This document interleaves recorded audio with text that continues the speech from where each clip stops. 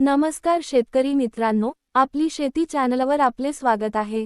मित्रांनो, आज आपण कपाशी पेरणीनंतरची पहिली फवारणी कधी करावी, कोणत्या परिस्थितीत करावी आणि कोणत्या चुका टाळाव्यात याबद्दल माहिती जाणून घेणार आहोत। सर्वप्रथम एक महत्त्वाची गोष्ट लक्षात घ्या, कपाशी उगवल्यानंतर लगेच कोणतीही फवारणी करण्याची घाई करू नका। अनेक शेतकरी पेरणीनंतर 8 ते 10 दिवसांतच फवारणी करतात, पण प्रत्येक शेतात ती गरजेची असेलच असे नाही। आपल्या पिकावर किडीचा प्रादुर्भाव आहे का नाही हे बघितल्यानंतरच फवारणीचा निर्णय घेतला पाहिजे। कपाशीच्या रोपाला साधारण 15 ते 20 दिवसांचा कालावधी झाल्यानंतर आणि 3 ते 4 पाने आल्यानंतर शेताची पाहणी करणे आवश्यक आहे।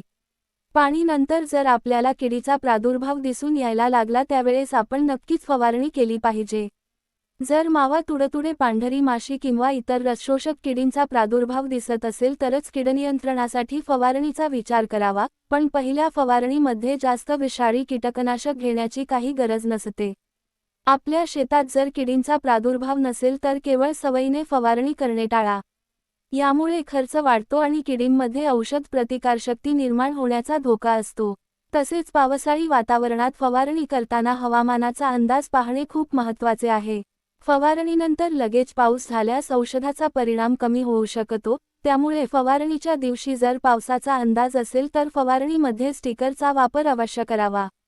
पहिल्या 20 ते 25 दिवसांत तणनियंत्रणाकडे विशेष लक्ष द्या, कारण सुरुवातीच्या अवस्थेत तणांमुळे कपाशीच्या वाढीवर मोठा परिणाम होतो आणि तण जास्त वाढलं तर किडीचा पण प्रादुर्भाव जास्त होण्याची शक्यता असते।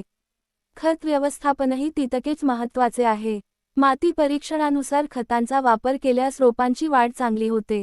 शेतकरी मित्रांनो, पहिली फवारणी ही दिवस मोजून नव्हे तर शेतातील परिस्थिती आणि किडींच्या प्रादुर्भावानुसार करणे अधिक फायदेशीर ठरते।